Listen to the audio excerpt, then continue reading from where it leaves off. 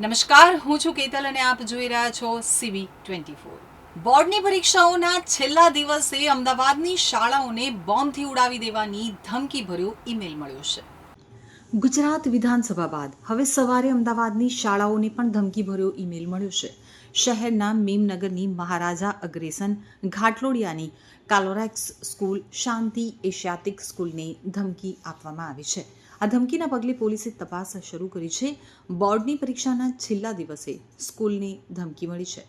12 આર્ટ્સમાં ઇતિહાસનું અને ધોરણ 10માં સામાજિક વિજ્ઞાનનું પેપર છે.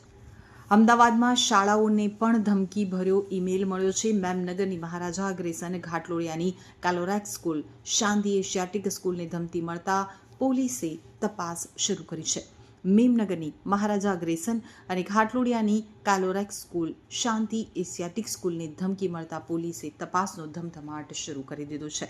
કાલોરેક્સ, ઝેબર, આનંદ નિકેતન, ઝાયડસ, વેજલપુર સહિતની સ્કૂલોને ધમકી આપવામાં આવી છે, જેને પગલે શાળાઓએ પોલીસ કંટ્રોલ રૂમને ધમકીની જાણ કરી છે. બોમ્બ અને ડોગ સ્ક્વોડ દોડી પહોંચ્યા છે. સ્કૂલોને મળેલા ઈમેલમાં લખ્યું છે કે આ મેલમાં ગુજરાત બોલેગા ખાલિસ્તાન.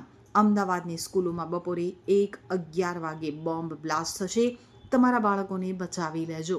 અમદાવાદ, ગાંધીનગરની સ્કૂલોમાં આઈઈડી બ્લાસ્ટ કરવામાં આવશે, તો વિધાનસભામાં પણ 2 અને 11 વાગે બ્લાસ્ટ કરવામાં આવશે. સીએમ પટેલ, ખાલિસ્તાન રેફરેન્ડમ દે સ્પોર્ટ્સ વિચ રિઝોલ્યુશન, નહીંતર પટેલ ભવન ઉડાવી દઈશું. બસ આ બોમ્બની અફવાના કારણે પૂરી સ્કોડ આવી હતી, તો છોકરાને ધ્યાન રાખવા ચિંતાના કારણે ઊભા તો રહેવું પડશે ને થોડી વાર.